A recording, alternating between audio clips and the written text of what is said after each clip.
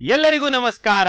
Achiever ಸಂಸ್ಥೆಯ ವಿಶೇಷ ಸಂಚಿಕೆಗೆ ಸ್ವಾಗತ. ಸ್ನೇಹಿತರೆ, ಸುಮಾರು ಜನ ಕೆಎ ಎಕ್ಸಾಮ್ಸ್ ಬಗ್ಗೆ ಕ್ವಶನ್ಸ್ ನ ಕೇಳ್ತಾ ಇದ್ರಿ, ಯಾವ ರೀತಿ ಅಪ್ಲೈ ಮಾಡೋದು ಅಂತ. ಜೊತೆಗೆ ಸುಮಾರು ಜನ ಏನ್ ಮಾಡ್ತಾ ಇದೀರಾ, ತುಂಬಾ ಮಿಸ್ಟೇಕ್ಸ್ ನ ಮಾಡ್ಕೊಳ್ತಾ ಇದೀರಾ. ಅಂದ್ರೆ ಈ ಎಜುಕೇಶನ್ ಕ್ವಾಲಿಫಿಕೇಶನ್ ಹಾಕೋ ಹೊತ್ತಿನಲ್ಲಿ ನೀವು PUC ಯನ್ನ ನಮೂದಿಸದೆ ಬರೀ ಡಿಗ್ರಿಯನ್ನ ನಮೂದಿಸಿದ್ರೆ ನಿಮ್ಗೆ SDA ಅಪ್ಲಿಕೇಶನ್ ಹಾಕ್ಲಿಕ್ಕೆ ಬರೋದಿಲ್ಲ. ಸೊ ಹಾಗಾಗಿ ಈ ತರ ತುಂಬಾ ತೊಂದರೆ ಮಿಸ್ಟೇಕ್ಸ್ ಮಾಡ್ಕೊಳ್ತಾ ಇದ್ದೀರಾ, ಮತ್ತೆ ಹೇಗ್ ಮಾಡೋದು ಅನ್ನೋದು ಸುಮಾರು ಜನ ಗೊತ್ತಾಗ್ತಾ ಇಲ್ಲ. ಸೊ ಹಾಗಾಗೇನೆ ಈ ಒಂದು ವಿಶೇಷ ವಿಡಿಯೋದಲ್ಲಿ ಸ್ಟೆಪ್ ಬೈ ಸ್ಟೆಪ್ ಯಾವ ರೀತಿ ನಾವು ಅಪ್ಲಿಕೇಶನ್ ಅನ್ನ ತುಂಬಬೇಕು ಅನ್ನೋದನ್ನ ನಾನು ನಿಮಗೆ ತಗೋ ಬಂದಿದ್ದೇನೆ. ಸೊ ಇದನ್ನ ಕರೆಕ್ಟ್ ಆಗಿ ನೋಡ್ಕೊಳ್ಳಿ, ಕರೆಕ್ಟ್ ಆಗಿ ಅಪ್ಲೈ ಮಾಡಿ. ಯಾಕಂತಂದ್ರೆ ನೀವು ಸುಮಾರು ಎಕ್ಸಾಮ್ ನ ಪಾಸ್ ಮಾಡಬಹುದು, ನಂತರದಲ್ಲಿ ವೆರಿಫಿಕೇಶನ್ ಹಂತದಲ್ಲಿ ರಿಜೆಕ್ಷನ್ ಆದಾಗ ತುಂಬಾ ಇದಾಗುತ್ತೆ. ಸೊ ಹಾಗಾಗಿ ಅರ್ಜಿಯನ್ನು ತುಂಬಾ ಸೂಕ್ಷ್ಮವಾಗಿ ಕರೆಕ್ಟ್ ಆಗಿ ತುಂಬಬೇಕು. ಸೊ ಆ ಒಂದು ನಿಟ್ಟಿನಲ್ಲಿ ಇದನ್ನ ತೆಗೆದುಕೊ ಬಂದಿದ್ದೀನಿ. ಸೊ ಅದಕ್ಕೂ ಒಂದು ಖುಷಿಯಾದ ವಿಚಾರ ಏನು ಅಂತಂದ್ರೆ, ಸೊ ನಮ್ಮಲ್ಲಿ 28ಕ್ಕೂ ಹೆಚ್ಚು ಜನ ಏನು ಪೊಲೀಸ್ ಕಾನ್ಸ್ಟೇಬಲ್ಸ್ ಆಗಿದ್ರು. ಸೊ ಇತ್ತೀಚೆಗಷ್ಟೇ PTS ಕಡೂರ್ನಲ್ಲಿ ಸೊ ನಮ್ಮ ವಿದ್ಯಾರ್ಥಿ ಪಾಸಿಂಗ್ ಔಟ್ ಪರೇಡ್ ಅಥವಾ ನಿರ್ಗಮನ ಪಥ ಸಂಚಲನ ಅಂತ ಕರಿತೀವಿ, ಸೊ ಅದ್ರಲ್ಲಿ ಭಾಗವಹಿಸಿದ್ರು. 5ಕ್ಕೂ ಹೆಚ್ಚು ಜನ ಸ್ಟೂಡೆಂಟ್ಸ್ ಶಿವಮೊಗ್ಗದವರು ಕಡೂರ್ನಲ್ಲಿ ಟ್ರೈನಿಂಗ್ ಅನ್ನ ತೆಗೆದುಕೊಳ್ತಿದ್ರು. ಅದ್ರಲ್ಲಿ ನಿಮ್ಗೆ ಗಮನಿಸಬಹುದು, ಗಿರೀಶ್ ಅಂತ ಹೇಳಿ ರ್ಯಾಂಕ್ 1 ಇದ್ರು ಶಿವಮೊಗ್ಗದಲ್ಲಿ. ಇನ್ನು 5ನೇ ರ್ಯಾಂಕ್ ಆದಂತ ಪವನ್, ಅವ್ರದೇ ಚಿತ್ರವನ್ನು ನೀವು ನೋಡ್ತಿರ್ಬೋದು. ಸೊ ಸ್ನೇಹಿತರೆ, PC ನೋಟಿಫಿಕೇಶನ್ಗೆ ಕ್ಷಣಗಣನೆ ಆರಂಭ ಆಗಿದೆ, ಹೊಸ PC ನೋಟಿಫಿಕೇಶನ್ಗೆ. ಸೊ ಅದಕ್ಕೆ ಸಂಬಂಧಿತ ಬ್ಯಾಚಸ್ ಗಳಿಗಾಗಿ ನೀವು ಬೇಕಾದ್ರೆ ಸಂಪರ್ಕಿಸಬಹುದು. ನೀವು ಇದೇ ರೀತಿ ನಿಮ್ಮ ತಂದೆ ತಾಯಿಯನ್ನ ನಿನ್ಸ್ಕೊಂಡು ಚಿತ್ರವನ್ನ ತೆಕ್ಕೋಬಹುದು ಅಂತ ಹೇಳ್ಬಿಟ್ಟು ಸ್ಫೂರ್ತಿಗಾಗಿ ಇದನ್ನ ಹಾಕಿದೀವಿ. ಸೊ ಈಗ ತಡ ಮಾಡೋದು ಬೇಡ, KEAಗೆ ನೋಟಿಫಿಕೇಶನ್ಗೆ ಹೆಂಗ್ ಅಪ್ಲೈ ಮಾಡೋದು ಅಂತ. ಸೊ ನಾನು ಜಸ್ಟ್ ಒಂದು ಬ್ರೌಸರ್ ತೆಗೆದುಕೊಂಡಿದ್ದೀನಿ, ಇದನ್ನೇ ತಗೊಬೇಕಂತ ಇಲ್ಲ. ಬ್ರೇವ್ ಅಂತ ಸಹ ಒಂದು ಏನು ಥರ್ಡ್ ಪಾರ್ಟಿ ಬ್ಲಾಕೇಜ್ ಮಾಡುವಂತ ಒಂದು ಬ್ರೌಸರ್ ಇದೆ. ಎನಿ ಬ್ರೌಸರ್ ನೀವು ಫಾಸ್ಟ್ ಆಗಿ ತಗೋಬಹುದು. ಜಸ್ಟ್ KEA ಅಂತ ನೀವು ಟೈಪ್ ಮಾಡಿದ್ರೇನೆ ನಿಮಗೊಂದು ಹೋಮ್ ಪೇಜ್ ಓಪನ್ ಆಗುತ್ತೆ. ಸೊ ಅದ್ರಲ್ಲಿ ನೀವು ನೋಡ್ಬೋದು ಮುಖಪುಟ ಅಂದ್ರೆ ಹೋಮ್ ಪೇಜ್. ಇದರಲ್ಲಿ ನೇಮಕಾತಿ ಅನ್ನೋದಕ್ಕೆ ನೀವು ಕ್ಲಿಕ್ ಮಾಡಿದ್ರೆ ಅಲ್ಲಿ ನಿಮ್ಗೆ ವಿವಿಧ ಇಲಾಖೆಗಳ ನೇಮಕಾತಿ 2025 ಅಂತ ಬರುತ್ತೆ. ಅದರಲ್ಲಿ HK ನಾನ್ HK ಅಂತ ಎರಡು ನಿಮಗೆ ಇದಿರುತ್ತೆ. ನಾನು ನಿಮಗೆ ಕೆಂಪು ಪಟ್ಟಿಯಲ್ಲಿ ಮಾರ್ಕ್ ಮಾಡಿ ತೋರಿಸಿದ್ದೀನಿ. ಸೊ ನೀವು ನಾನ್ HK ಇಂದ ಅಪ್ಲೈ ಮಾಡ್ತಿದ್ರೆ, ನಾನ್ HK ಅಂದ್ರೆ ಏನು ಸರ್ ಅಂತಂದ್ರೆ ಹೈದರಾಬಾದ್ ಕರ್ನಾಟಕ ಅಥವಾ ಕಲ್ಯಾಣ ಕರ್ನಾಟಕ ಅಂತ ಏನ್ ಕರಿತೀವಿ, ಅದನ್ನ ಹೊರತುಪಡಿಸಿ ಉಳಿದಂತಹ ಜಿಲ್ಲೆಗಳು, ರೆಸಿಡಿಯಲ್ ಪೇರೆಂಟ್ ಕೆಡರ್, ಉಳಿಕೆ ಮೂಲ ವೃಂದ ಅಂತ ಏನ್ ಕರಿತೀವಲ್ವಾ, ಸೊ ಅದಕ್ಕೆ ನೀವು ಅಪ್ಲೈ ಮಾಡ್ಬೇಕಾಗತ್ತೆ. ಸೊ ಅದಕ್ಕೆ ನೀವು ಕ್ಲಿಕ್ ಮಾಡಿದ ತಕ್ಷಣ ನಿಮಗೆ ಈ ರೀತಿ ಬರುತ್ತೆ. ಸೊ ಇಲ್ಲಿ ಒಂದಿಷ್ಟು ಜನ ಕನ್ಫ್ಯೂಸ್ ಆಗ್ತಾ ಇದೆ, ಸರ್ ನಮ್ದು ಡಿಜಿಲಾಕರ್ ಅನ್ನೋ ಆಪ್ ನೇ ನಾವು ಬಳಸ್ಕೊಂಡಿಲ್ಲ, ಸೊ ನಾವ್ ಹೇಗ್ ಸರ್ ಅಪ್ಲೈ ಮಾಡ್ಬೇಕಂತಂದ್ರೆ, ನೀವೇನ್ ಮಾಡ್ಬೇಕಂದ್ರೆ ನಿಮ್ಮ ಫೋನ್ ನಲ್ಲಿ ಡಿಜಿಲಾಕರ್ ಅನ್ನೋ ಒಂದು ಆಪ್ ಅನ್ನ ಇನ್ಸ್ಟಾಲ್ ಮಾಡ್ಕೋಬೇಕಾಗತ್ತೆ. ನಿಮ್ಮ ಫೋನ್ ನಂಬರ್ ಇಂದ ಏನ್ ಮಾಡ್ಬೇಕಾಗತ್ತೆ, ಲಾಗಿನ್ ಮಾಡ್ಬೇಕಾಗತ್ತೆ. ಜೊತೆಗೆ ಆ ಲಾಗಿನ್ ಮಾಡೋದ್ರ ಮುಖಾಂತರ ನಿಮ್ಮ SSLC ನಂಬರ್ ಅನ್ನ ಹೊಡೆದಾಗ SSLC ಮಾರ್ಕ್ಸ್ ಕಾರ್ಡ್ ಫೆಚ್ ಆಗುತ್ತೆ. ಹಾಗೆ PUC marks card, income certificate, caste certificate, ಹಾಗೆ 12 ರೀತಿಯ ಡಾಕ್ಯುಮೆಂಟ್ ಗಳನ್ನ ನೀವು ಅದರಲ್ಲಿ ಫೆಚ್ ಮಾಡಿ ಇಟ್ಕೋಬೇಕಾಗತ್ತೆ. ಸೊ ಅದು ನಾಟ್ ಓನ್ಲಿ ಎಕ್ಸಾಮ್ ಅಪ್ಲಿಕೇಶನ್ ಹಾಕಕ್ಕಂತಾನೆ ಅಲ್ಲ. ಈಗ ಉದಾಹರಣೆಗೆ ನಿಮ್ಗೆ ನೀವು ಗಾಡಿಯಲ್ಲಿ ಹೋಗ್ಬೇಕಾದ್ರೆ ನಿಮ್ನ ಪೊಲೀಸ್ ಹಿಡಿದ್ರು ಕೂಡ ನಿಮ್ಮ DL ನಿಮ್ಮ ಹತ್ರ ಹಾರ್ಡ್ ಕಾಪಿ ಇಲ್ಲ ಅಂದ್ರೂ ಕೂಡ ನೀವು ಡಿಜಿಲಾಕರ್ ಅಲ್ಲಿ DL ಅನ್ನ ತೋರಿಸಬಹುದು. ಅಂತ ಒಂದು ಮಾನ್ಯತೆ ಇರುವಂತ ಆಪ್ ಇದು, ಸರ್ಕಾರದ್ದೇ ಆಪ್ ಡಿಜಿಲಾಕರ್ ಅಂತ ಹೇಳಿ. ಸೊ ಇದನ್ನ ನೀವು ಇನ್ಸ್ಟಾಲ್ ಮಾಡ್ಕೋಬೇಕಾಗ್ತದೆ ನಿಮ್ಮ ಫೋನ್ ನಂಬರಿಗೆ. ಅದು ಖಂಡಿತವಾಗಿಯೂ ಬೇಕಾಗತ್ತೆ. ಸೊ ನೀವೇನ್ ಮಾಡ್ಬೇಕು, ಯಾಕಂದ್ರೆ ಅದ್ ಬಿಟ್ಟು ಬೇರೆ ಆಪ್ಷನ್ ಇಲ್ಲ ನಿಮಗೆ ಇಲ್ಲಿ. ಸೊ ನೀವೇನ್ ಮಾಡ್ಬೇಕಾಗತ್ತೆ, ಕ್ಯಾಂಡಿಡೇಟ್ ರಿಜಿಸ್ಟರ್ ಥ್ರೂ ಡಿಜಿಲಾಕರ್ ಅಂತ ನೀವು ಕ್ಲಿಕ್ ಮಾಡಿದ ತಕ್ಷಣ ನಿಮಗೆ ಈ ರೀತಿ ಕೇಳತ್ತೆ, ನೀವು ಡಿಜಿಲಾಕರ್ ಪೋರ್ಟಲ್ ಇಂದ KEA ಕನ್ಸೆಂಟ್ ಅನ್ನ ಕೇಳ್ತಾ ಇದೆ, ನೀವು ಅದನ್ನ ಕೊಡ್ಲಿಕ್ಕೆ ಒಪ್ತಾ ಇದ್ದೀರಾ ಅಂತ ಕೇಳುತ್ತೆ. ನೀವು ಯಾವಾಗ ಎಸ್ ಅಂತ ಕೊಡ್ತೀರಾ ಆವಾಗ ನಿಮಗೆ ಏನಾಗುತ್ತೆ, OTP ಬರುತ್ತೆ. ಅಂದ್ರೆ ಫಸ್ಟ್ ನಿಮ್ಮ ಡಿಜಿಟಲ್ ಪಿನ್, ನೀವು ಫೋನ್ ನಲ್ಲಿ ಏನ್ ಪಿನ್ ಇಟ್ಟಿರ್ತೀರಾ 6 ಡಿಜಿಟ್ ಅದನ್ನ ಕೇಳುತ್ತೆ. ನೀವು ಅದನ್ನ ನೋಡಿದ ತಕ್ಷಣ OTP ಕೇಳುತ್ತೆ ನಿಮ್ಮ ನಂಬರ್ಗೆ. ಸೊ ಇಲ್ಲಿ ನೋಡಿ 4 ರಿಂದ 5 ರೀತಿ OTP ಬರುತ್ತೆ. ಸೊ ಹಾಗಾಗಿ ನೀವು ಗಮನಿಸ್ಕೋಬೇಕು. ಸೊ ನೀವು ಯಾವ್ದೋ ಸೈಬರ್ ಅನ್ನಂಗೆ ಹೇಳಿರ್ತೀರಾ, ಅವ್ನು ಪದೇ OTP ಕೇಳ್ತಿರ್ತಾನೆ. ಸೊ ಅವಾಗ ನೀವು ಸರ್ ತುಂಬಾ ಏನೋ ಇದಾಗ್ತಿದೆ, ಏನೋ ಇಶ್ಯೂ ಇರ್ಬೋದಲ್ಲ ಅಂದ್ರೆ, ಇಲ್ಲ ನಿಜವಾಗ್ಲೂ ಕೇಳತ್ತೆ. ಸೊ ಡಿಜಿಲಾಕರ್ ಇಂದ OTP ಕೇಳತ್ತೆ. ಸೊ ಹಾಗಾಗಿ ನೀವೇ ಅರ್ಜಿಯನ್ನ ತುಂಬಿದ್ರೆ ಬಹಳ ಸೂಕ್ತವಾಗಿರುತ್ತೆ. ಅದನ್ನ OTP ಸಬ್ಮಿಷನ್ ಕೊಟ್ಟ ತಕ್ಷಣ ನಿಮ್ಮ ಏನು ಡಿಜಿಲಾಕರ್ ನಲ್ಲಿ ನಿಮ್ಮ ಪ್ರೊಫೈಲ್ ಇರುತ್ತೆ, ಆಧಾರ್ ಕಾರ್ಡ್ ಏನಿರುತ್ತೆ ಅದರಿಂದಾನೇ ಫೆಚ್ ಆಗ್ಬಿಟ್ಟು ನೋಡಿ ಡಿಜಿಲಾಕರ್ ಡೀಟೇಲ್ಸ್ ಅಂತಾನೆ ನಿಮ್ಮ ಹೆಸರು, ನಾನಿಲ್ಲಿ ಬಂದಿರುವಂತ ಹೆಸರನ್ನ ಬ್ಲರ್ ಮಾಡಿದ್ದೇನೆ. ಸೊ ನಿಮಗೆ ಏನ್ ತೋರಿಸುತ್ತೆ ಅಂತ ಹೇಳ್ಬಿಟ್ಟು ನಾನು ನಿಮಗೆ ಜಸ್ಟ್ ಶೋ ಮಾಡ್ತಾ ಇದ್ದೇನೆ. ಸೊ ನಿಮ್ಮ ಆಧಾರ್ ನಲ್ಲಿ ಇರುವಂತೆ ನಿಮ್ಮ ಹೆಸರು, ಆಧಾರ್ ನಲ್ಲಿ ಇರುವಂತೆ ನಿಮ್ಮ ಡೇಟ್ ಆಫ್ ಬರ್ತ್, ಆಧಾರ್ ನಲ್ಲಿ ಇರುವಂತ ನಿಮ್ಮ ಅಡ್ರೆಸ್, ನಿಮ್ಮ ಜೆಂಡರ್, ಹಾಗೆ ನಿಮ್ಮ ಫೋಟೋ ಕೂಡ ಆಧಾರ್ ನಲ್ಲಿ ಇರುವಂತೆ ಬರುತ್ತೆ. ಸೊ ನಿಮಗೆ ಒನ್ಸ್ ಇದನ್ನ ಆದ ತಕ್ಷಣ ನಿಮ್ಮ ಫೋನ್ ನಂಬರ್ ಮತ್ತು ಇಮೇಲ್ ID ಅನ್ನ ಕೇಳುತ್ತೆ. ಒನ್ಸ್ ನಿಮ್ಮ ಫೋನ್ ನಂಬರ್ ಇಮೇಲ್ ಐ ಡಿಯನ್ನ ಕೊಟ್ಟ ತಕ್ಷಣ OTP ಅನ್ನ ಕೇಳುತ್ತೆ. ಸೊ ಆಮೇಲೆ ಕ್ರಿಯೇಟ್ ಅಕೌಂಟ್ ಅಂತ ಆಪ್ಷನ್ ಬರುತ್ತೆ. ಸೊ ನೀವು ಕ್ರಿಯೇಟ್ ಅಕೌಂಟ್ ಅಂತ ಮಾಡಿದ ತಕ್ಷಣ ನಿಮ್ಮ ವಾಟ್ಸ್ಆಪ್ ಎನೇಬಲ್ಡ್ ನಂಬರ್ ಅನ್ನು ನೀವು ಹೊಡೆದಿರ್ತೀರಾ. ಇಲ್ಲಿ ಕಾಂಟ್ಯಾಕ್ಟ್ ಡೀಟೇಲ್ಸ್ ಅಂತ ಕೆಳಗಿದೆ ನೋಡಿ. ಸೊ ಇಲ್ಲಿ ನಿಮ್ಮ ವಾಟ್ಸ್ಆಪ್ ಎನೇಬಲ್ಡ್ ನಂಬರ್ ಅನ್ನು ಹೊಡೆದಿರ್ತೀರಾ. ಒನ್ಸ್ ನೀವು ಕ್ರಿಯೇಟ್ ಅಕೌಂಟ್ ಅಂತ ಕೊಟ್ಟ ತಕ್ಷಣ ನಿಮಗೊಂದು KEARC ಈ ತರ ಒಂದು ನಂಬರ್ ಬರುತ್ತೆ. ನಿಮ್ಮ ವಾಟ್ಸ್ಆಪ್ಗೆ ಮೆಸೇಜ್ ಬರುತ್ತೆ. ಮೊದಲ ಟೆಕ್ಸ್ಟ್ ಮೆಸೇಜ್ ಬರ್ತಿತ್ತಲ್ವಾ, ಈಗ ವಾಟ್ಸ್ಆಪ್ ಎನೇಬಲ್ಡ್ ಇರೋದ್ರಿಂದ ಸೊ ನಿಮ್ಮ ವಾಟ್ಸ್ಆಪ್ ನಂಬರ್ಗೆ ನಿಮ್ಮ ಒಂದು ಮೆಸೇಜ್ ಬರುತ್ತೆ, ನಿಮ್ಮ ಲಾಗಿನ್ ID ಬರುತ್ತೆ. ಸೊ ಅದು ತುಂಬಾ ಇಂಪಾರ್ಟೆಂಟ್, ಅದನ್ನ ನೀವು ಕಳ್ಕೋಬಾರ್ದು. ಸೊ ಈಗ ಒನ್ಸ್ ಅದಾದ್ಮೇಲೆ ನೀವು ಮತ್ತೆ ಹೊರಗೆ ಬರ್ತೀರ ಪೋರ್ಟಲ್ ನಿಂದ, ಮತ್ತೆ ಏನಾಗುತ್ತೆ ಲಾಗಿನ್ ಪೇಜ್ಗೆ ಬರುತ್ತೆ. ಬಟ್ ಈ ಬಾರಿ ನೀವು ರಿಜಿಸ್ಟರ್ ಅಂತ ಅಲ್ಲ, ಲಾಗಿನ್ ಅಂತ ನೀವು ಕ್ಲಿಕ್ ಮಾಡಿದ ತಕ್ಷಣ ಮತ್ತೆ ನಿಮಗೆ ಆ ಲಾಗಿನ್ ಕನ್ಸೆಂಟ್ ಅನ್ನ ಕ್ವಶನ್ ಕೇಳುತ್ತೆ, OTP ಕೇಳುತ್ತೆ, ನಿಮ್ಮ 12 ರೀತಿಯ ಡಾಕ್ಯುಮೆಂಟ್ ಅನ್ನ ಕನ್ಸೆಂಟ್ ಕೇಳುತ್ತೆ, ಅಲೋ ಅಂತ ಕೊಡ್ತೀರಾ. ಅದು ಕೊಟ್ಟ ತಕ್ಷಣ ಆಗ ನಿಮ್ಮ ಈ ಒಂದು ಪ್ರೊಫೈಲ್ ಓಪನ್ ಆಗುತ್ತೆ. ಇದು ತುಂಬಾ ಇಂಪಾರ್ಟೆಂಟ್. ಸೊ ಇಲ್ಲಿ ನೋಡಿ, ಡಿಜಿಲಾಕರ್ಗೆ 2 ಬಾರಿ OTP ಕೇಳುತ್ತೆ, ಜೊತೆಗೆ ನಿಮ್ಮ ಫೋನ್ ನಂಬರ್ ವೆರಿಫಿಕೇಶನ್ಗೆ ಒಂದು OTP ಕೇಳುತ್ತೆ. ಸೊ 3 OTP ಅನ್ನ ಪ್ರಮುಖವಾಗಿ ನೀವು ಕರೆಕ್ಟ್ ಆಗಿ ಹಾಕ್ತಾ ಹೋದ್ರೆ ಸಿಗುತ್ತೆ. ಸೊ ಜೊತೆಗೆ ಇಲ್ಲಿ ನೋಡಿ, ಇಲ್ಲಿ ಆಕ್ಚುಲಿ ನಂಬರ್ ಇರುತ್ತೆ, KEA ಅಂತ ನಂಬರ್ ಏನು ವಾಟ್ಸ್ಆಪ್ ಬಂದಿರುತ್ತಲ್ವಾ, ಸೊ ಆ ನಂಬರ್ ಇರುತ್ತೆ. ಇಲ್ಲಿ ನೀವು ಬಳಸ್ತಿರುವಂತಹ ಕಂಪ್ಯೂಟರಿನ IP ಅಡ್ರೆಸ್ ಅಥವಾ ಮೊಬೈಲ್ನ IP ಅಡ್ರೆಸ್ ಕೂಡ ಶೋ ಆಗ್ತಾ ಇರುತ್ತೆ. ಸೊ ಈಗ ಎಷ್ಟಿದೆಯಪ್ಪ ಅಪ್ಲಿಕೇಶನ್ ತುಂಬಕ್ಕೆ ಅಂದ್ರೆ ತುಂಬಾ ಏನ್ ಪ್ರೋಸೆಸ್ ಇಲ್ಲ, 11 ರೀತಿಯ ಸ್ಟೆಪ್ಗಳಿದಾವೆ. ಸೊ ಸ್ಟೆಪ್ ಬೈ ಸ್ಟೆಪ್ ಅದನ್ನ ನೋಡ್ಕೊಳ್ತಾ ಹೋಗೋಣ. 11 ಅದ್ರಲ್ಲಿ ತುಂಬಾ ಇಂಪಾರ್ಟೆಂಟ್ 5ನೇದಿದೆ, 4ನೇದಿದೆ, ಅದ್ ಏನೇನ್ ಸ್ಟೆಪ್ ಅಂತ ಹೇಳ್ತೀನಿ. ನೀವು ಎಲ್ಲೆಲ್ಲಿ ತಪ್ಪು ಮಾಡ್ಬೋದು ಅನ್ನೋದು ಕೂಡ ನಾನು ಹೇಳ್ತೀನಿ. ಸೊ ಗಮನಿಸ್ತಾ ಹೋಗಿ. ಸೊ ಈಗ candidate profile details, sir already ಆಧಾರಲ್ಲಿ ಫೆಚ್ ಆಗಿತ್ತಲ್ವಾ ಅಂದ್ರೆ ಆಗಿತ್ತು, ಆದ್ರೆ ನೀವು ಪುನಃ ಅದನ್ನ ತುಂಬಬೇಕಾಗತ್ತೆ. ಸೊ ನಿಮ್ಮ ಹೆಸರು, ನಿಮ್ಮ ಇಮೇಲ್ ID, ಹಾಗೆ ನಿಮ್ಮ ಜೆಂಡರ್, ನಿಮ್ಮ ಜನ್ಮ ದಿನಾಂಕ. ಈಗ ತುಂಬಾ ಇಂಪಾರ್ಟೆಂಟ್ ಸ್ನೇಹಿತರೆ, ಗ್ರಾಮೀಣ ಅಧ್ಯಯನ 1ರಿಂದ 10ನೇ ತರಗತಿ. ಸರ್ ನಾನು 1ರಿಂದ 5ನೇ ಕ್ಲಾಸ್ ತನಕ ಓದಿದ್ದೆ, ಬರಲ್ಲ. ಸೊ 1ರಿಂದ 10ನೇ ತರಗತಿ ತನಕ ನೀವು ಗ್ರಾಮೀಣ ಭಾಗದಲ್ಲೇ ಓದಿರ್ಬೇಕು. ಸೊ ಮತ್ತೆ ಸರ್ಟಿಫಿಕೇಟ್ ಕೂಡ ಇರಬೇಕು, ಅಂದ್ರೆ ಮಾತ್ರ ಎಸ್ ಅಂತ ಕೊಡ್ಬೇಕು. ಅದೇ ರೀತಿ ಕನ್ನಡ ಮಾಧ್ಯಮ ಕೂಡ ನೀವು 1ರಿಂದ 10ನೇ ತರಗತಿ ತನಕ, ಜೊತೆಗೆ ಸರ್ಟಿಫಿಕೇಟ್ ಕೂಡ ಇದ್ರೆ ಗ್ರಾಮೀಣ ಕನ್ನಡಕ್ಕೆ ಎಸ್ ಅಂತ ಕೊಡ್ಬೇಕು, ಇಲ್ಲ ಅಂದ್ರೆ ನೋ ಅಂತ ಕೊಡ್ಬೇಕು. ನೀವು ಓದಿದ್ರು ಸಹ ಡಾಕ್ಯುಮೆಂಟ್ ಇಲ್ಲ ಅಂದ್ರೂ ಕೂಡ ನೀವು ನೋ ಅಂತಾನೆ ಕೊಡ್ಬೇಕು. ಯಾಕಂದ್ರೆ ನೀವು ಎಸ್ ಅಂತ ಕೊಟ್ರೆ ಡಾಕ್ಯುಮೆಂಟ್ ಅನ್ನ ಕೊಡೋದು ನೆಸೆಸಿಟಿ ಇರುತ್ತೆ. ಜೊತೆಗೆ ನಿಮ್ ಮದುವೆ ಆಗಿದ್ದಲ್ಲಿ, ವಿವಾಹ ಆಗಿದ್ದಲ್ಲಿ ಸಂಗಾತಿಯ ಹೆಸರನ್ನ ನೀವು ಇಲ್ಲಿ ಹಾಕ್ಬೇಕಾಗತ್ತೆ. ಸೊ ಇಲ್ಲಿ ಮೊದ್ಲೇ ಬ್ರಾಕೆಟ್ ಅಲ್ಲಿ ಕೊಟ್ಬಿಟ್ಟಿದ್ದಾರೆ ವಿವಾಹ ಆಗಿದ್ದಲ್ಲಿ ಅಂತ. ಸೊ ನೀವು ವಿವಾಹ ಆಗ್ದೇನೆ ನೀವು ಸುಮ್ಮನೆ ಇದನ್ನ ಹಾಕಂಗಿಲ್ಲ. ಸೊ ಜೊತೆಗೆ ಪರ್ಯಾಯ ಸಂಪರ್ಕ ಸಂಖ್ಯೆ, ಇದು ಕಂಪಲ್ಸರಿ ಇದೆ. Alternate contact number. ಸೊ ನೀವು ಒಂದು ಕಾಂಟ್ಯಾಕ್ಟ್ ನಂಬರ್ ಆಲ್ರೆಡಿ ರಿಜಿಸ್ಟ್ರೇಷನ್ ಕೊಟ್ಟಿರ್ತೀರಾ ಡಿಜಿಲಾಕರ್ ಅಲ್ಲಿ ಇರೋದು, ಅದ್ ಬಿಟ್ಟು ಪರ್ಯಾಯ ಒಂದು ಆಲ್ಟರ್ನೇಟ್ ನಂಬರ್ ಅನ್ನ ಕೊಡ್ಬೇಕು. ಆಲ್ಟರ್ನೇಟ್ ಇಮೇಲ್ ID ಕೂಡ ನೀವು ಕೊಡ್ಬೇಕಾಗತ್ತೆ. ಜೊತೆಗೆ ನೇಟಿವ್ ಸ್ಟೇಟ್, ನಿಮ್ಮ ನೇಟಿವ್ ಸ್ಟೇಟ್ ಯಾವ್ದಿದೆ, ಹಾಗೆ ನೇಟಿವ್ ಜಿಲ್ಲೆ ಯಾವ್ದಿದೆ ಅಂತ ಕೊಟ್ಟು ಸೇವ್ ಅಂತ ಕೊಟ್ರೆ ಮೊದಲನೇ ಸ್ಟೆಪ್ ಕಂಪ್ಲೀಟ್ ಆಗುತ್ತೆ ಸ್ನೇಹಿತರೆ. ಸೊ ಇಲ್ಲಿ ಈ ಸ್ಟೆಪ್ ಅಲ್ಲಿ ನಿಮಗೆ ಗಮನಿಸಿದಂಗೆ ಏನ್ ಇಂಪಾರ್ಟೆಂಟ್ ಅಂತಂದ್ರೆ ಈ ರೂರಲ್ಲು, ಕನ್ನಡ ಮಾಧ್ಯಮ, ಮತ್ತೆ ನಿಮ್ಮ ಫೋನ್ ನಂಬರ್ಗಳು, ಇದು ಇಂಪಾರ್ಟೆಂಟ್ ಆಗಿರುತ್ತೆ. ಇನ್ನು 2ನೇ ಸ್ಟೆಪ್ಪಿಗೆ ಬಂದ್ರೆ 2ನೇ ಸ್ಟೆಪ್ ಅಲ್ಲಿ ಅಡ್ರೆಸ್ ಇದೆ. ಸೊ ಈ ಅಡ್ರೆಸ್ ನಿಮ್ಮ ಕಮ್ಯುನಿಕೇಶನ್ ಅಡ್ರೆಸ್ ಅಥವಾ ಕರೆಸ್ಪಾಂಡೆನ್ಸ್ ಅಡ್ರೆಸ್ ಕೂಡ ಕೊಡ್ಬೋದು, ಆಧಾರ್ನಲ್ಲಿ ಇರೋ ರೀತಿನೇ ಕೊಡ್ಬೋದು, ಅಥವಾ ನೀವೀಗ ಪ್ರಸ್ತುತ ಇರುವಂತ ಕರೆಸ್ಪಾಂಡೆನ್ಸ್ ಅಡ್ರೆಸ್ ಕೂಡ ಕೊಡ್ಬೋದು.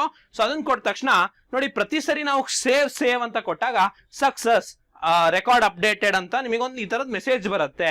ಸೊ ಅಂದ್ರೆ ಮೆಸೇಜ್ ಅಂದ್ರೆ ನಿಮಗೊಂದು ಪಾಪ್ಅಪ್ ಬರುತ್ತೆ. ಸೊ ಅದನ್ನ ನೀವು ಗಮನಿಸ್ತಾ ಇರಬೇಕು.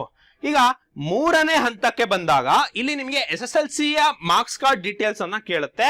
ಇದನ್ನ ನೀವು ಖಡಾಖಂಡಿತವಾಗಿ ಕರೆಕ್ಟ್ ಆಗಿ ಕೊಡ್ಬೇಕು. ಏನೇನ್ ಕೇಳುತ್ತೆ ಅಂತಂದ್ರೆ 10th ಸ್ಟ್ಯಾಂಡರ್ಡ್, ನಿಮ್ಮ ರೋಲ್ ನಂಬರ್, ನೀವು ನಿಮ್ಮ ಮಾರ್ಕ್ ಶೀಟಿನ ನಂಬರ್, ನೇಮ್ ಯಾವ ತರ ಇದೆ ಮಾರ್ಕ್ ಶೀಟ್ ಅಲ್ಲಿ ಅನ್ನೋದು, ಮತ್ತೆ ಯಾವ ಬೋರ್ಡ್ ನಲ್ಲಿ ನೀವು ಓದಿದ್ದೀರಾ, Karnataka state education board KCEB ಅಂತ ಓದಿರ್ತೀರಾ ಸಾಮಾನ್ಯವಾಗಿ. ಯಾವ ವರ್ಷ ಪಾಸ್ಡ್ ಔಟ್ ಮಂತ್, ಅಂದ್ರೆ ನಿಮ್ಮ ಎಕ್ಸಾಮ್ ಏಪ್ರಿಲ್ ತಿಂಗಳಲ್ಲಿ ಆಗ್ತದೆ ಸಾಮಾನ್ಯವಾಗಿ SLC, ರಿಸಲ್ಟ್ ಮೇ ತಿಂಗಳಲ್ಲಿ ಬಂದಿರುತ್ತೆ. ಸೊ ಮೇ ತಿಂಗಳು ಅಂತ ಕೊಡ್ತೀರಾ. ಅದ್ರಲ್ಲಿ ಇರೋ ನಮೂದಿಸಿದಂಗೆ ಹುಟ್ಟಿದ ದಿನಾಂಕ, ಅದರಲ್ಲಿರೋ ತರ ಜೆಂಡರ್, ಹಾಗೆ ತಂದೆ ಹೆಸರು, ತಾಯಿ ಹೆಸರು, ಇಲ್ಲಿ ಇದನ್ನ ಕರೆಕ್ಟ್ ಆಗಿ ಕೊಡ್ಬೇಕಾಗತ್ತೆ. ಮತ್ತೆ ನಿಮ್ಮ ಎಲ್ಲಾ ಡಾಕ್ಯುಮೆಂಟ್ ಅಲ್ಲಿ ಕೂಡ ಸೇಮ್ ತಂದೆ ತಾಯಿ ಹೆಸರು, ನಿಮ್ಮ ಎಲ್ಲಾ ಡಾಕ್ಯುಮೆಂಟ್ ಅಲ್ಲಿ ಸಹ ತಂದೆ ತಾಯಿ ಹೆಸರು ಏನು SLC ಮಾರ್ಕ್ಸ್ ಕಾರ್ಡ್ ಅಲ್ಲಿ ಇದೆ ಅದೇ ರೀತಿ ಇರ್ಬೇಕಾಗತ್ತೆ. ಸರ್ ನಮ್ ಡಿಗ್ರಿಯಲ್ಲಿ ತಪ್ಪು ಮಾಡ್ಬಿಟ್ಟವ್ರೆ, ಅಥವಾ ನಮ್ಮ ಕ್ಯಾಸ್ಟ್ ಅಲ್ಲಿ ಅಥವಾ ನಮ್ಮ ಆಧಾರ್ ಕಾರ್ಡ್ ನಲ್ಲಿ ತಂದೆ ಹೆಸರು ಬೇರೆ ಇದೆ ಸರ್ ಅಂತ ಅಂದ್ರೆ ಆಧಾರು ಕ್ಯಾಸ್ಟ್ ಇವನ್ನೆಲ್ಲ ಪುನಃ ಅಪ್ಡೇಟ್ ಮಾಡಿಸ್ಬೋದು. ಆದ್ರೆ SSLC ಮಾರ್ಕ್ಸ್ ಕಾರ್ಡ್ ಅನ್ನ ಇನ್ನೊಂದ್ಸರಿ ಮಾಡಿಸೋದು ಕಷ್ಟ ಆಗ್ತದೆ. ಸೊ ಹಾಗಾಗಿ ನೀವು ನಿಮ್ಮ SSLC ಮಾರ್ಕ್ಸ್ ಕಾರ್ಡ್ ನ ಸ್ಟ್ಯಾಂಡರ್ಡ್ ಅಂತ ಕನ್ಸಿಡರ್ ಮಾಡ್ಕೊಂಡು ಅದರಲ್ಲಿ ಯಾವ ತರ ಡೀಟೇಲ್ಸ್ ಇದೆ ಅದೇ ರೀತಿ ಉಳಿದೆಲ್ಲ ಡಾಕ್ಯುಮೆಂಟ್ಸ್ ಅನ್ನ ನೀವು ಮಾಡಿಸ್ಕೊಳ್ಳೋದು ಸೂಕ್ತ ಆಗುತ್ತೆ. ಇಲ್ಲ ಸರ್ ಎಲ್ಲ ಸುಮಾರು ಡಾಕ್ಯುಮೆಂಟ್ಸ್ ಮೇರೆ ಇದೆ ಅಂತಂದ್ರೆ ನೀವು ಕೋರ್ಟ್ ನಲ್ಲಿ ಅಫಿಡವಿಟ್ ಮಾಡಿಸಬಹುದು. ಎಲ್ಲದೂ ಒಬ್ಬರೇ ಅನ್ನೋ ಒಂದು ಅಫಿಡವಿಟ್ ನ ಕೊನೆ ಹಂತದಲ್ಲಿ ಮಾಡಿಸಬಹುದು. ಈಗ ಆರಂಭದಲ್ಲಿ ನಿಮ್ಗೆ ಡಾಕ್ಯುಮೆಂಟ್ ಅನ್ನ ಅಪ್ಡೇಟ್ ಮಾಡಿಸೋಕಿದ್ರೆ ಮಾಡಿಸ್ಕೊಂಡ್ಬಿಡ್ಬೋದು. ಸೊ ಜೊತೆಗೆ ಶಾಲೆ ಹೆಸರು ಯಾವ ರಾಜ್ಯ ಅನ್ನೋದನ್ನೆಲ್ಲ ನಿಮ್ಗೆ ಈ ಸ್ಟೆಪ್ 3 ನಲ್ಲಿ ಕೇಳುತ್ತೆ. ಸೊ ಈ 4ನೇ ಸ್ಟೆಪ್ ಇದೆ ಅಲ್ಲ, ತುಂಬಾ ಇಂಪಾರ್ಟೆಂಟ್ ಸ್ನೇಹಿತರೆ. ಇಲ್ಲಿ ನಿಮ್ಗೆ ರಿಸರ್ವೇಶನ್ಸ್ ಬಗ್ಗೆ ಕೇಳ್ತಾ ಇದೆ. ಸೊ ಇಲ್ಲಿ ನೋಡಿ category general, SC ST category 1 2A 3A 2B 3B. So ಈ ತರ ಇದೆ. ಇದರಲ್ಲಿ ಬೇರೆಯವ್ರಿಗೆಲ್ಲ ನೀವು ಜಸ್ಟ್ ಕೆಟಗರಿ ಸೆಲೆಕ್ಟ್ ಮಾಡ್ತೀರಾ, ನಿಮ್ಮ RD ನಂಬರ್ ಕೇಳುತ್ತೆ, ಅಂದ್ರೆ ಕ್ಯಾಸ್ಟ್ ಸರ್ಟಿಫಿಕೇಟ್ ನಂಬರ್ ಅನ್ನ ಕೇಳುತ್ತೆ. ನೀವು RD ನಂಬರ್ ಅನ್ನ ಹೊಡುತ್ತಿದ್ದಂಗೆ ನೀವು ನಂಬಲ್ಲ, ಡಿಜಿಲಾಕರ್ ಲಿಂಕ್ ಆಗಿರೋದ್ರಿಂದ ಅದು ಆಟೋಮೆಟಿಕ್ ಆಗಿ ಫೆಚ್ ಆಗಿ ಅದ್ರಲ್ಲಿ ಏನಿದೆ ಡೀಟೇಲ್ಸ್ ಇಲ್ಲಿ ಪಕ್ಕದಲ್ಲಿ ಬರುತ್ತೆ. ಅದೇ ರೀತಿ ಇನ್ಕಮ್ ಸರ್ಟಿಫಿಕೇಟ್ಗೆ ಒಂದು ಕ್ವಶನ್ ಕೇಳುತ್ತೆ, ಏನಂತಂದ್ರೆ ನಿಮ್ಮ ಇನ್ಕಮ್ 8 ಲಕ್ಷಕ್ಕಿಂತ ಅಧಿಕವಾಗಿದೆಯಾ ವಾರ್ಷಿಕ ಇನ್ಕಮ್ ಅಂತ ಕೇಳುತ್ತೆ. ನೀವು ಎಸ್ ಅಂತ ಕೊಟ್ರೆ ಅಧಿಕವಾಗಿತ್ತು ಅಂತಂದ್ರೆ ನಿಮ್ಮ RD ನಂಬರ್ ನೀವು ಹೊಡೆದ್ರು ಕೂಡ ಅದೇನು NA ಅಂತ ತೆಗೆದುಕೊಳ್ಳುತ್ತೆ, ಅಂದ್ರೆ ನಾಟ್ ಅಪ್ಲಿಕೇಬಲ್. ಯಾಕಂದ್ರೆ ನೀವು ಇನ್ಕಮ್ ಕಮ್ಮಿ ಇದ್ರೆ ಮಾತ್ರ ನಿಮ್ಗೆ ಅದು ವ್ಯಾಲಿಡ್ ಅಂತ ಹೇಳ್ಬಿಟ್ಟು. ಸೊ ಲೆಸ್ ದ್ಯಾನ್ ಅಂತ ಕೊಟ್ರೆ RD ನಂಬರ್ ಕೊಟ್ಟ ತಕ್ಷಣ ಎಷ್ಟಿದೆ ಅನ್ನೋದು ಕೂಡ ಅದು ಫೆಚ್ ಆಗುತ್ತೆ ಆಟೋಮೆಟಿಕ್ ಆಗಿ. ಬಟ್ ಇಲ್ಲಿ ಇನ್ನೊಂದು ನೀವು ಸಮಸ್ಯೆನ ನೀವು ಗುರುತಿಸಬೇಕು. SC ಕ್ಯಾಂಡಿಡೇಟ್ಸ್ ಯಾರಿದ್ದೀರಾ, ಈಗ ಒಳ ಮೀಸಲಾತಿ ವರದಿ ಆಗಿರೋದ್ರಿಂದ ನೀವು SC ಅಂತ ಕೊಟ್ಟ ತಕ್ಷಣ ನಿಮ್ಮ RD ನಂಬರ್ ಅನ್ನ ನಮೂದಿಸಿದ ತಕ್ಷಣ SC ಅಲ್ಲಿ ಯಾವ ಕೆಟಗರಿ ಅಂತ ಕೇಳುತ್ತೆ. ಅಂದ್ರೆ ನೀವು ಲಂಬಾಣಿನ, ಬೋವಿನ ಈ ತರ ಕೇಳೋದಿಲ್ಲ, ಬಟ್ ಪ್ರವರ್ಗ A ನ B ನ C ನ ಅಂತ ಕೇಳುತ್ತೆ. ನೀವು ಒಳ ಮೀಸಲಾತಿ ವರದಿನ ನೀವು ನೋಡಿದ್ರೆ ಅಂತಿಮವಾಗಿ ನಮೂದನೆ ಆಗಿರೋದು. ಸೊ ಅದರಲ್ಲಿ ಒಂದಿಷ್ಟು ಕಮ್ಯುನಿಟೀಸ್ ನ ಪ್ರವರ್ಗ A, ಒಂದಿಷ್ಟು ಕಮ್ಯುನಿಟೀಸ್ ನ ಪ್ರವರ್ಗ B, ಒಂದಿಷ್ಟು ಕಮ್ಯುನಿಟೀಸ್ ನ ಪ್ರವರ್ಗ C ಅಂತ ಮಾಡಿದ್ದಾರೆ. 5%, 6%, 5% ಬಲಗೈ, ಎಡಗೈ ಮತ್ತು ಅತಿ ಸೂಕ್ಷ್ಮ ಅಂತ ಹೇಳ್ಬಿಟ್ಟು 3 ಪ್ರವರ್ಗ ಮಾಡಿದ್ದಾರೆ. ಸೊ ಅದು ನೀವು ಯಾವ ಕಮ್ಯುನಿಟಿ ಯಾವ ಪ್ರವರ್ಗದಲ್ಲಿ ಬರುತ್ತೆ ಅನ್ನೋದು ನೀವು ನೋಡ್ಕೊಂಡು ಅಪ್ಲೈ ಮಾಡಬೇಕು. ಯಾಕಂದ್ರೆ ಇನ್ನು ಹೊಸ ಜಾತಿ ಸರ್ಟಿಫಿಕೇಟ್ ಬಂದಿಲ್ಲ SC ಅವರಿಗೆ. ಸೊ ಅದು ಬಂದಾಗ ನೀವು ಮಾಡಿಸಬಹುದು. ಬಟ್ ಸದ್ಯಕ್ಕೆ ನೀವು ಒಳ ಮೀಸಲಾತಿ ವರದಿಯನ್ನು ನೋಡ್ಕೊಂಡು ನಿಮ್ಮ ಕಮ್ಯುನಿಟಿ ಯಾವ ಪ್ರವರ್ಗಕ್ಕೆ ಬರುತ್ತೆ ಅನ್ನೋದನ್ನ ನೋಡ್ಕೊಂಡು ಸೊ ನಂತರದಲ್ಲಿ ನೀವೇನ್ ಮಾಡ್ಬೇಕಾಗತ್ತೆ, ಇದರಲ್ಲಿ ತುಂಬಬೇಕಾಗತ್ತೆ. ಇನ್ನೊಂದು ನೀವು ಇಲ್ಲಿ ಪ್ರಾಬ್ಲಮ್ ಏನ್ ಮಾಡ್ಬೋದು ಅಂತಂದ್ರೆ, ನಮ್ಮ ನಾಗಮೋಹನ್ ದಾಸ್ ಅವರ ಒಂದು ಸಮಿತಿ ಪ್ರಕಾರ ಏನು ವರದಿ ಬಂದಿತ್ತು ಅದರಲ್ಲಿ ABCDE ಅಂತ 5 ಪ್ರವರ್ಗ ಮಾಡಿದ್ರು. ಬಟ್ ಅಂತಿಮವಾಗಿ ನಮ್ಮ ಸದನದಲ್ಲಿ ಏನು ಅನುಮೋದನೆ ಆಯ್ತು ಅದರಲ್ಲಿ 3 ಮಾಡಿದ್ದಾರೆ ಪ್ರವರ್ಗ ABC ಅಂತ. ಸೊ ನೀವು ನಾಗಮೋಹನ್ ದಾಸ್ ಅವರ ವರದಿಕ್ಕಿಂತಾನು ನಮ್ಮ ಸದನದಲ್ಲಿ ಏನು ಅಸೆಂಬ್ಲಿಯಲ್ಲಿಯೇ ಪಾಸ್ ಆಗಿರುವಂತಹ ಏನ್ ಪ್ರವರ್ಗ ಇದೆ ಅದನ್ನ ನೀವು ಗಮನಿಸ್ಕೊಂಡು ಅಪ್ಲೈ ಮಾಡ್ಬೇಕಾಗತ್ತೆ. ಇದು ಕೇವಲ SC ಅವರಿಗೆ, ಉಳಿದವರಿಗೆಲ್ಲ ಏನ್ ಸಮಸ್ಯೆ ಇಲ್ಲ. ಜಸ್ಟ್ ನೀವು RD ನಂಬರ್ ಹೊಡೆದ ತಕ್ಷಣ ಫೆಚ್ ಆಗುತ್ತೆ. ಈ 4ನೇ ಸ್ವಲ್ಪ ಗಮನವಿಟ್ಟು ನೀವು ಮಾಡ್ಬೇಕಾಗತ್ತೆ. ಇನ್ಕಮ್ ಸರ್ಟಿಫಿಕೇಟ್ ಕೂಡ ಡೇಟ್ ಗಳನ್ನ ನೋಡ್ಕೊಳ್ಳಿ, ಅಥವಾ ಕ್ಯಾಸ್ಟ್ ಸರ್ಟಿಫಿಕೇಟ್ ಕೂಡ ಈ OBC ಅವ್ರಿಗೆಲ್ಲ 5 ವರ್ಷಕ್ಕೆ ಮಾಡಿಸೋದಿರುತ್ತೆ. ಸೊ ಡೇಟ್ ಅನ್ನ ನೋಡ್ಕೊಳ್ಳಿ. ಇಲ್ಲ ಅಂತಂದ್ರೆ ನೀವು ತಾಲೂಕು ಆಫೀಸ್ ನಲ್ಲಿ 21 ದಿನಗಳ ಕಾಲ ಅಥವಾ 7 ದಿನಗಳ ಕಾಲದಲ್ಲೇ ಮಾಡ್ಕೊಡ್ತಾರೆ. ಸೊ ಒಂದ್ಸತಿ ನೀವು ಅದನ್ನ ಅರ್ಜಿಯನ್ನು ತುಂಬರ್ಬೇಕಾಗತ್ತೆ. ಸೊ ಬೇಗನೆ ತುಂಬಿ, ಯಾಕಂದ್ರೆ 31 ಅಕ್ಟೋಬರ್ ಕೊನೆ ದಿನಾಂಕ ಇದೆ. ಸೊ ರಿಸರ್ವೇಶನ್ ಕೊಡ್ತಿದ್ದಂಗೆ ಕ್ವಾಲಿಫಿಕೇಶನ್ ಇದು ತುಂಬಾ ಇಂಪಾರ್ಟೆಂಟ್ ಸ್ನೇಹಿತರೆ. ಇಲ್ಲಿ ನೀವು ಮಿಸ್ ಮಾಡೇ ಮಾಡ್ತೀರಾ ಸಾಮಾನ್ಯವಾಗಿ. ಏನಪ್ಪಾ ಅಂತಂದ್ರೆ ನಿಮ್ಮ ಕ್ವಾಲಿಫಿಕೇಶನ್ ಯಾವ್ದು, exam, register number, college name, course, specialisation course, ಹಾಗೇನೆ ಈ ರೀತಿ ಒಂದಿಷ್ಟು ಇನ್ಫಾರ್ಮೇಶನ್ ಕೇಳುತ್ತೆ. ಸಾಮಾನ್ಯವಾಗಿ ಇದನ್ನ degree, PU, 12th, NIOS, UG degree, PG degree ಈ ತರ ಆಪ್ಷನ್ ಕೊಟ್ಟಿರುತ್ತೆ. ನೀವೇನ್ ಅನ್ಕೊಂತೀರಾ, ಸರ್ ನಾವು ಮಾಡೋದೇ ಡಿಗ್ರಿ ಅಷ್ಟೇ, ಡಿಗ್ರಿ ಮಾಡಿದೀವಿ ಅಂದ್ರೆ PU ಮಾಡಿದೀವಿ ಅಂತ ಅಂಡರ್ಸ್ಟ್ಯಾಂಡ್ ಅಲ್ವಾ, ಸೊ ನಾ ಬರೀ ಡಿಗ್ರಿದಷ್ಟೇ ತುಂಬ್ತೀನಿ ಅಂತ ನೀವು ತುಂಬಿದ್ರೆ ನೀವು ಫೈನಲ್ ಸ್ಟೆಪ್ಪಿಗೆ ಹೋದಾಗ ಸಬ್ಮಿಷನ್ ಮಾಡಾದ್ಮೇಲೆ ಬರೀ FD ಮಾತ್ರ ಅಪ್ಲೈ ಮಾಡಕ್ ಬರುತ್ತೆ. SD ಅಪ್ಲೈ ಮಾಡಕ್ ಹೋದ್ರೆ ನಾಟ್ ಪೊಸೆಸ್ಡ್ ಕ್ವಾಲಿಫಿಕೇಶನ್ ಅಂತ ಬರುತ್ತೆ. ಮತ್ತೆ ನೀವು 5ನೇ ಸ್ಟೆಪ್ಪಿಗೆ ಬಂದ್ರೆ ರೀಎಡಿಟ್ ಮಾಡ್ಬೋದಲ್ಲ ಸರ್ ಅಂದ್ರೆ, ನೀವು ಒಂದ್ಸರಿ ಸಬ್ಮಿಟ್ ಮಾಡಾದ್ಮೇಲೆ ರೀಎಡಿಟ್ ಮಾಡಕ್ ಬರಲ್ಲ. ಸೊ ತುಂಬಾ ಸೂಕ್ಷ್ಮವಾಗಿ ಇದನ್ನ ಗಮನಿಸಿ. ಏನು ಅಂತಂದ್ರೆ ಫಸ್ಟ್ PUC ನ ಅಪ್ಡೇಟ್ ಮಾಡಿ. ಸೊ ಫಸ್ಟ್ PUC ನ ಅಪ್ಡೇಟ್ ಮಾಡಿ, ರಿಜಿಸ್ಟರ್ ನಂಬರ್ ಹೊಡಿರಿ, ಯಾವ ಕಾಲೇಜು, ಯಾವ ಕೋರ್ಸು. ಇನ್ನೊಂದು ಸ್ಪೆಷಲೈಸ್ ಇಲ್ಲಿ ಸಬ್ಜೆಕ್ಟ್ ಗಳನ್ನ ಕೂಡ ಕೇಳುತ್ತೆ, ಯಾವ ಸಬ್ಜೆಕ್ಟ್ ಅನ್ನ ನೀವು ಓದಿದೀರಾ ಅಂತ. ಸೊ ಅದನ್ನ ನೀವು ಗಮನಿಸ್ಕೋಬೇಕು. ಇಲ್ಲಿ ನಾನು ನಿಮಗೆ ಒಂದು ಉದಾಹರಣೆ ಕೊಟ್ಟಿದ್ದೀನಿ ನೋಡಿ. ಅಕಸ್ಮಾತ್ ನೀವು ಆರ್ಟ್ಸ್ ಓದಿದ್ರೆ ಯಾವ ಸಬ್ಜೆಕ್ಟ್ ಓದಿದ್ದೀರಾ ಅಂತ ಇದನ್ನ ನೀವು ಕಂಟ್ರೋಲ್ ಇಟ್ಕೊಂಡು ಸೆಲೆಕ್ಟ್ ಮಾಡ್ಬೇಕಾಗತ್ತೆ ಸಿಸ್ಟಮ್ ನಲ್ಲಿ ಹಾಕೋದಾದ್ರೆ. ಅಂದ್ರೆ ಹಲವು 4-5 ಮಲ್ಟಿಪಲ್ ಸೆಲೆಕ್ಷನ್ಸ್ ಅನ್ನ ನೀವು ಮಾಡಬಹುದು. ನೀವು ಸರ್ ನಾನು HEPS ಓದಿದ್ದೀನಿ, ನಾನು ಸೋಷಿಯಾಲಜಿ ಮಾತ್ರ ವಿಶೇಷ ಸಬ್ಜೆಕ್ಟು, ಸೊ ಸೋಷಿಯಾಲಜಿ ಮಾತ್ರ ಕೊಟ್ರೆ ಅದು ಸೋಷಿಯಾಲಜಿ ಅಷ್ಟೇ ನೀವು ಓದಿರೋದು ಅಂತ ತೆಗೆದುಕೊಳ್ಳುತ್ತೆ. ಸೊ ಹಾಗಾಗಿ ಮಲ್ಟಿಪಲ್ ಎಂಟ್ರೀಸ್ ಅನ್ನ ನೀವು ಮಾಡಬೇಕಾಗತ್ತೆ. ಇನ್ನು ಮಾರ್ಕ್ಸ್ನೆಲ್ಲ ಹಾಕ್ತೀರಾ. ಒನ್ಸ್ ನೀವು ಹಾಕಿ ಸೇವ್ ಅಂತ ಕೊಟ್ಟ ತಕ್ಷಣ ಇಲ್ಲಿ ಕೆಳಗೆ ನಿಮಗೆ ನೀವು ಕೊಟ್ಟಿರುವಂತ ಡೀಟೇಲ್ಸ್ ಈ ತರದೊಂದು ಬರುತ್ತೆ. ಈ ತರ ಬಂದ್ರೆ ಅದು ಸೇವ್ ಆಗಿದೆ ಅಂತ. ನಂತರದಲ್ಲಿ ಒನ್ಸ್ PUC ಆದ್ಮೇಲೆ ಅದೇ ಪೇಜ್ ನಲ್ಲಿ ಮತ್ತೆ ಹೋಗಿ ಇಲ್ಲಿ ಡಿಗ್ರಿ ಅಂತ ಸೆಲೆಕ್ಟ್ ಮಾಡ್ಬೇಕು. UG ಡಿಗ್ರಿ ಅಂತ ಕ್ವಾಲಿಫೈಯಿಂಗ್ ಎಕ್ಸಾಮ್ಗೆ. ಸೊ ನೀವು ಡಿಗ್ರಿ ಓದಿದ್ದಲ್ಲಿ, ಸೊ ಆ ತರ PG ಡಿಗ್ರಿ ಓದಿದ್ರು ಕೂಡ ಅದನ್ನ ಮಾಡ್ದಂಗೆ ನಿಮ್ಗೆ ಇಲ್ಲಿ ಕೆಳಗಡೆ ಬರ್ತಾ ಹೋಗುತ್ತೆ, ಒಂದೊಂದೇ ರೋಸ್ ಬರ್ತಾ ಹೋಗುತ್ತೆ. ನಂತರ ನೀವು ಪ್ರೊಸೀಡ್ ಅಂತ ಕೊಟ್ರೆ ಅಗೇನ್ ಡಿಗ್ರಿಯಲ್ಲಿ ಕೂಡ ನಿಮಗೆ ಸಬ್ಜೆಕ್ಟ್ಸ್ ಎಲ್ಲ ಕೇಳುತ್ತೆ. ಒನ್ಸ್ ನೀವು ಈ ಸಬ್ಜೆಕ್ಟ್ 5ನೇ ನಾವು ಬಂದ ತಕ್ಷಣ 6ನೇ ಒಂದು ಸ್ಟೆಪ್ ಏನಪ್ಪಾ ಅಂತ ಹೇಳಿದ್ರೆ ನಿಮಗೆ ಎಕ್ಸ್ಪೀರಿಯನ್ಸ್ ಇದೆಯಾ ಅಂತ. ಇಲ್ಲಿ ನಿಮಗೆ ಸರ್ಕಾರಿ ನಿಗಮಗಳು, ಸಂಸ್ಥೆಗಳು, ಪ್ರೈವೇಟ್ ಅಲ್ಲಿ ನೀವು ಕೆಲಸ ಮಾಡಿದ್ರು ಕೂಡ ನಿಮ್ಮ ಎಕ್ಸ್ಪೀರಿಯನ್ಸ್ ಅನ್ನ ಹಾಕೋಬಹುದು. ಯಾಕಂತಂದ್ರೆ ಅಗ್ರಿಕಲ್ಚರಲ್ ಮಾರ್ಕೆಟಿಂಗ್ ಡಿಪಾರ್ಟ್ಮೆಂಟ್ ಅಲ್ಲಿ ಕರೆದಿರೋದ್ರಿಂದ ನಿಮಗೆ ಅದ್ರ ರಿಲೇಟೆಡ್ ಏನಾದ್ರು ಎಕ್ಸ್ಪೀರಿಯನ್ಸ್ ಇದ್ರೆ ಹೆಲ್ಪ್ಫುಲ್ ಆಗ್ಬೋದು ಅನ್ನೋದಷ್ಟೇ ಬಿಟ್ರೆ ನೀವು ಮಾಹಿತಿಯನ್ನ ಕೊಡ್ಬೇಕು. ನೋ ಅಂತ ಕೊಟ್ರೆ ಈ ತರ ಬರುತ್ತೆ. ಎಸ್ ಅಂತ ಕೊಟ್ರೆ ನೀವು ಅದನ್ನ ಯಾವ ಸಂಸ್ಥೆ, ಏನ್ ಡೆಸಿಗ್ನೇಷನ್, ಎಷ್ಟು ವರ್ಷ ಎಕ್ಸ್ಪೀರಿಯನ್ಸ್ ಪ್ರತಿಯೊಂದನ್ನು ಕೂಡ ಕೇಳುತ್ತೆ. ಸೊ ಇದು ಅಡಿಷನಲ್ ಕ್ಲೇಮ್ಸ್ ಅಷ್ಟೇ. ನೆಕ್ಸ್ಟ್ ಪ್ರೊಸೀಡ್ ಕೊಟ್ರೆ 7ನೇ ಸ್ಟೆಪ್ಪಿಗೆ ಬರ್ತೀರಾ. 7ನೇ ಸ್ಟೆಪ್ ತುಂಬಾ ಇಂಪಾರ್ಟೆಂಟ್ ಸ್ನೇಹಿತರೆ. ಓಕೆ ಸ್ನೇಹಿತರೆ, 6ನೇ ಸ್ಟೆಪ್ ನಲ್ಲಿ ನೀವು ಎಕ್ಸ್ ಸರ್ವಿಸ್ ಮೆನ್ ಏನಾದ್ರು ಕ್ರಿಮಿನಲ್ ಕೇಸ್ ಇದೆಯಾ ಆ ಥರ ಅಡಿಷನಲ್ ಕ್ಲೇಮ್ಸ್ ಕೇಳುತ್ತೆ, ಅದರ್ ಡೀಟೇಲ್ಸ್ ಕೇಳುತ್ತೆ. 8ನೇ ಸ್ಟೆಪ್ ಅಲ್ಲಿ ನಿಮಗೆ ಎಕ್ಸ್ಪೀರಿಯನ್ಸ್ ಕೇಳುತ್ತೆ.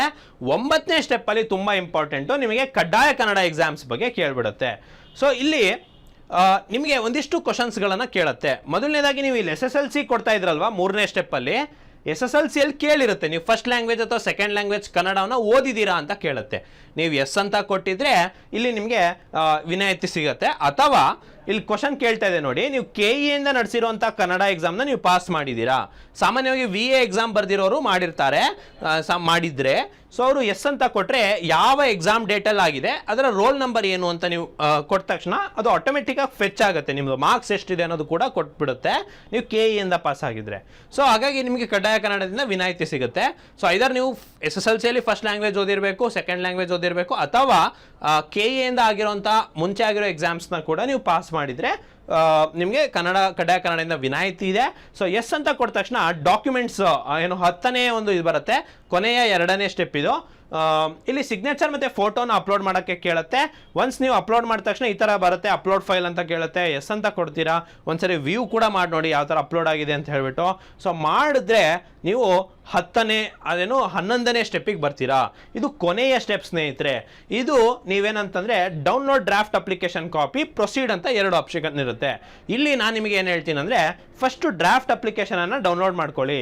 ಡೌನ್ಲೋಡ್ ಮಾಡಿಕೊಂಡು ಒಂದು 100 ಸರಿ ವೆರಿಫೈ ಮಾಡಿ, ಏನಾದರೂ ದಾಖಲೆ ತಪ್ಪು ಮಾಡಿದ್ದೀವಾ ಅಥವಾ ಏನಾದರೂ ಅಕ್ಷರಗಳು ತಪ್ಪು ಮಾಡಿದ್ದೀವಾ ಅಂತ ಒಂದು 3-4 ಸಲ ಅದನ್ನು ರೀವೆರಿಫೈ ಮಾಡಾದ್ಮೇಲೆ 11ನೇ ಸ್ಟೆಪ್ಪಿನ ಡಿಕ್ಲರೇಷನ್ಗೆ ನೀವು ಓಕೆ ಕೊಟ್ಬಿಟ್ಟು ಸಬ್ಮಿಟ್ ಅಪ್ಲಿಕೇಶನ್ ಅಂತ ನೀವು ಕೊಟ್ಟ ತಕ್ಷಣ ನಿಮಗೆ ಅಂತಿಮ ಸಬ್ಮಿಷನ್ ಆಗುತ್ತೆ ಅಪ್ಲಿಕೇಶನ್ಗೆ. ನಿಮ್ಗೊಂದು ಡೌಟ್ ಬರ್ತಿರ್ಬೋದು, ಸರ್ ನಾವು ಇಲ್ಲೆಲ್ಲೂ ಅಪ್ಲೈಯೇ ಮಾಡಲಿಲ್ವಲ್ಲ ಸರ್ ಯಾವ ಪೋಸ್ಟಿಗೂ ಅಂದರೆ ಇದು ಕೇವಲ ಪ್ರೊಫೈಲ್ ಕ್ರಿಯೇಷನ್. ನಾನು ಆವಾಗಲೇ ಹೇಳ್ದಂಗೆ ಇದು ನೀವು ಸಬ್ಮಿಟ್ ಕೊಟ್ಟ ತಕ್ಷಣ ನೀವು ಮತ್ತೆ ಪುನಃ ಹಿಂದೋಗಿ ಯಾವುದೇ ರೀತಿ ಎಡಿಟ್ ಮಾಡ್ಲಿಕ್ಕೆ ಬರಲ್ಲ. ಮತ್ತೆ ಡಿಜಿಲಾಕರ್ ಲಿಂಕ್ ಇರೋದ್ರಿಂದ ನೀವು ಮತ್ತೆ ಹೊಸದಾಗಿ ನಾವು ಮಾಡ್ತೀನಿ ಸರ್ ಆ ಪ್ರೊಫೈಲ್ ಡಿಲೀಟ್ ಮಾಡ್ಕೊಂಡು ಅಂದರೆ ಅದು ಕೂಡ ಆಗೋದಿಲ್ಲ. ಯಾಕಂತಂದರೆ ಡಿಜಿಲಾಕರ್ ಲಿಂಕ್ ಇರೋದ್ರಿಂದ ಒಂದೇ ಫೋನ್ ನಂಬರಿಗೆ ಅದು ಆಗಿರುತ್ತೆ. ಸೊ ಹಾಗಾಗಿ ತುಂಬ ಸೂಕ್ಷ್ಮವಾಗಿ ಅಪ್ಲೈ ಮಾಡಿ ಅಂತ ನಾನು ನಿಮಗೆ ಈ ವಿಡಿಯೋನ ಮಾಡ್ತಿರೋದು. ಸೊ ಒಂದು ಸಬ್ಮಿಟ್ ಅಪ್ಲಿಕೇಶನ್ ಕೊಟ್ಟ ತಕ್ಷಣ ಈಗ ನಿಮಗೆ ಅಪ್ಲಿಕೇಶನ್ ನಿಮ್ಮ ಪ್ರೊಫೈಲ್ ಕಂಪ್ಲೀಟ್ಲಾಗಿ ರೆಡಿ ಆಗಿದೆ. ಈಗ ನೀವು ಅಪ್ಲೈ ಮಾಡ್ಬೋದು. ನೀವು ಅಪ್ಲೈ ಫಾರ್ ಪೋಸ್ಟ್ ಅಂತ ಕೊಟ್ಟ ತಕ್ಷಣ ನಿಮಗೆ ಮೊದಲು ಎಕ್ಸಾಮ್ ಸೆಂಟರನ್ನು ಕೇಳುತ್ತೆ. 3 ಪ್ರಿಫರೆನ್ಸನ್ನು ನೀವು ಕೊಡ್ಬೋದು. ನಾವು ಸಾಮಾನ್ಯವಾಗಿ ಶಿವಮೊಗ್ಗದವರು ಶಿವಮೊಗ್ಗ ಅಂತ ಕೊಟ್ಟರೆ 2ನೇ ಪ್ರಿಫರೆನ್ಸ್ ಹತ್ತಿರದಲ್ಲಿರುವಂತಹ ಜಿಲ್ಲೆಗೆ ನೀವು ಕೊಡ್ತೀರಾ. ಸಾಮಾನ್ಯವಾಗಿ ಬೆಂಗಳೂರು ಅರ್ಬನ್ ಕೂಡ ಕೊಡಿ ಅಂತ ಹೇಳ್ತೀನಿ. ಯಾಕಂತಂದರೆ ನೀವು ಯಾವುದೇ ಜಿಲ್ಲೆಯಲ್ಲಿದ್ದರೂ ಕೂಡ ನಿಮಗೆ ಟ್ರೈನ್ ಮತ್ತು ಬಸ್ ವ್ಯವಸ್ಥೆ ಬೆಂಗಳೂರಿಗೆ ತುಂಬ ಇರುತ್ತೆ. ಮತ್ತು ಅಲ್ಲಿನ ಮೂಲ ಸೌಕರ್ಯ ಚೆನ್ನಾಗಿರೋದ್ರಿಂದ ನೀವು ಬೇಗ ಓಡಾಡ್ಬೋದು. ಹಾಗಂತ ಅದೇ ಕೊಡಿ ಅಂತೇನಲ್ಲ, ನೀವು ಯಾವುದಾದ್ರೂ ಸಿಟಿ ಕೊಡ್ಬೋದು ಇಷ್ಟು ಎಕ್ಸಾಮ್ ಸೆಂಟರ್ಸ್ನಲ್ಲಿ. ಒನ್ಸ್ ನೀವು ಸೇವ್ ಕೊಟ್ಟ ತಕ್ಷಣ ಮತ್ತೆ ಇದನ್ನು ಪುನಃ ಕೂಡ ಚೇಂಜ್ ಮಾಡ್ಲಿಕ್ಕೆ ಬರಲ್ಲ. ಸೊ ಇದನ್ನು ಕೂಡ ಸೂಕ್ಷ್ಮವಾಗಿ ಕೊಡಿ. ನಂತರದಲ್ಲಿ ಇವಾಗ ನೋಡಿ ಅಪ್ಲಿಕೇಶನ್ ಹಾಕೋಕ್ಕೆ ಯಾವ್ಯಾವ ಪೋಸ್ಟ್ ಅಂತ ಕೇಳುತ್ತೆ.